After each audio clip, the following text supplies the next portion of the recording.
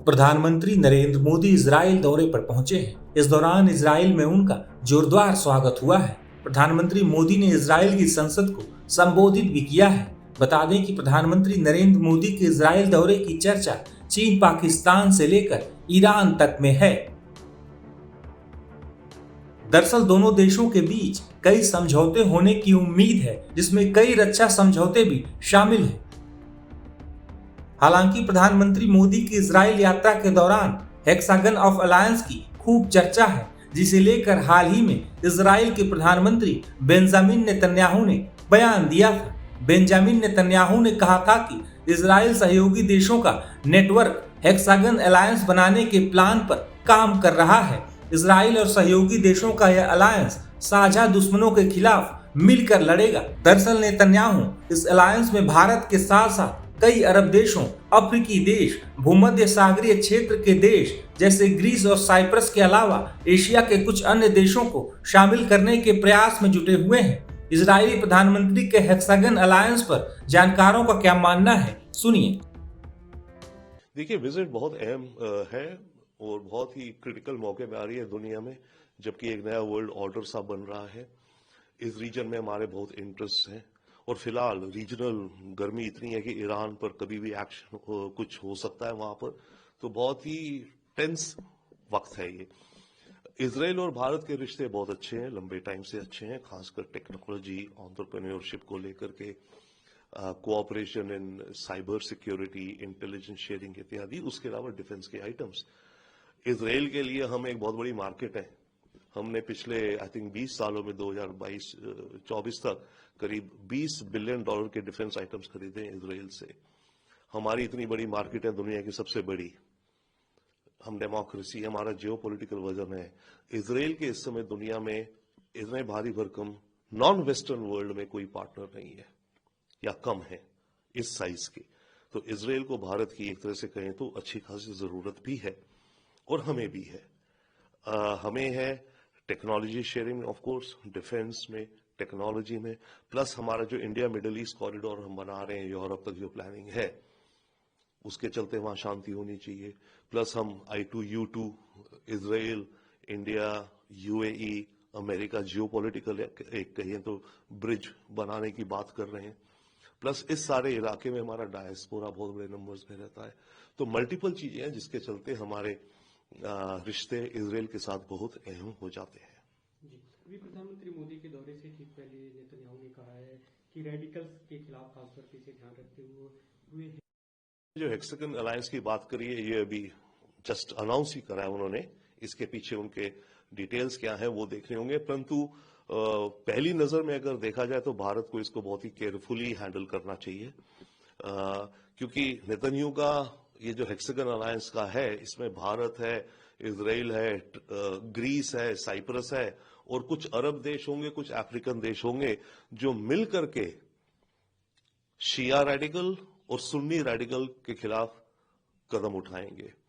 अब ऐसे में कौन से शिया रेडिकल है, कौन सा फ्रीडम फाइटर है, ये कैसे डिटरमिन होगा? ये बहुत ही कॉम्प्लेक्स मामला होगा। और खास करके कल अगर इजराइल कहे कि ईरान के साथ जो हमें ऐसे कदम उठाने हैं, तो क्या भारत उठाएगा? तो मेरे विचार से हम इस हेक्सागन अलायंस से फिलहाल दूर रहेंगे, इवॉल्व करेंगे, देखेंगे है क्या, क्योंकि ये मुझे उसी तरह का पैरेलल दिख रहा है जैसे बोर्ड ऑफ पीस ट्रंप ने बना दिया, ओके, कि दुनिया भर के जो कॉन्फ्लिक्ट होंगे उनके पंचायती हम करेंगे, ट्रंप करेंगे बैठ के। अब कल को कश्मीर के मुद्दे को भी लेकर के पाकिस्तान ने वहां अर्जी लगाई, उसने बोला हाँ जी पंचायत करो। हमने इसलिए नहीं ज्वाइन किया ना बोर्ड ऑफ पीस। तो सिमिलरली ये जो हेक्सागन अलायंस है, अगर इसमें हम अगर बनती है, ये अभी तो बातों में है केवल, राइट, और कोई मिलिट्री अलायंस नहीं होगी, बट फिर भी एक वो होगा, ग्रुपिंग होगी। तो उसमें कल को हो जी ईरान को लेकर के, ईरान को बिठा करके उसके ऊपर पंचायत करें कि ईरान ये कर रहा है, इसको कैसे निपटाया जाए। क्या हम उसमें शामिल होंगे?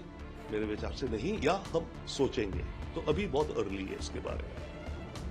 दरअसल इजरायली प्रधानमंत्री नेतन्याहू का मानना है कि यह हेक्सागन अलायंस उन देशों का समूह होगा जो वास्तविकताओं, चुनौतियों और लक्ष्यों पर सहमत हैं। नेतन्याहू का मानना है कि अलग अलग दृष्टिकोण होने के बावजूद यह सहयोग दीर्घकालिक स्थिरता और भविष्य की सुरक्षा सुनिश्चित कर सकता है।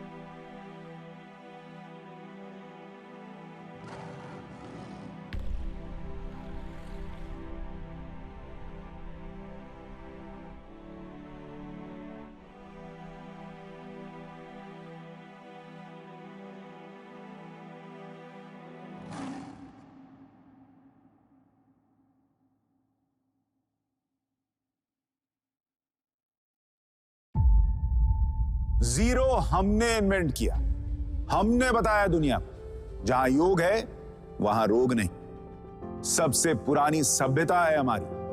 गुलामी से तो और देश भी लड़े भाई, पर आजादी के लिए अहिंसा का रास्ता बस हमारा था। अपने पसीने से जमीन सींचता किसान और घर में घुसकर मारने वाले जवान, बस इसी मिट्टी ने जने।